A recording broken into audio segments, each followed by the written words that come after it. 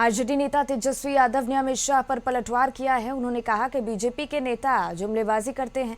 NDA को बताना चाहिए कि बिहार में पिछले 20 सालों में क्या विकास हुआ है। उन्होंने ये भी कहा कि अगर बिहार को विशेष पैकेज दिया गया है तो बताया जाना चाहिए कि ये किस सेक्टर के लिए बोलने का काम किया उन्होंने।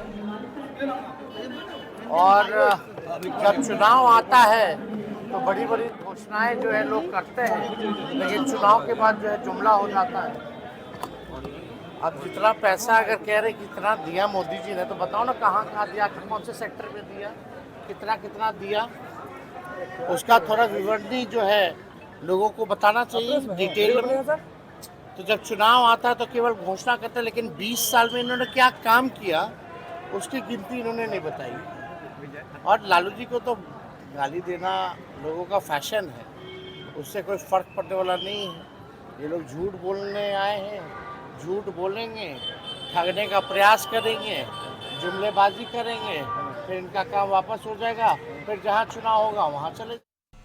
वहीं आरजेडी सांसद मनोज झा ने अमित शाह पर गलत बयानबाजी करने का आरोप लगाया है।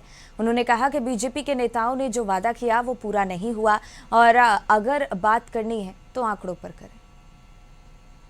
आंकड़ों पे बात करिए।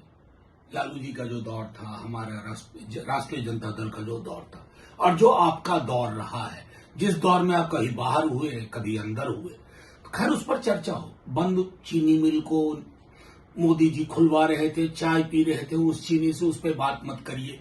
2 करोड़ नौकरियां प्रतिवर्ष, उस पर भी मुझे बात नहीं करनी है। अभी आपके स्वास्थ्य मंत्री ने बिहार के प्रति जिला 4 मेडिकल कॉलेज की बात कर दी, हमें उस पर बात नहीं करनी है।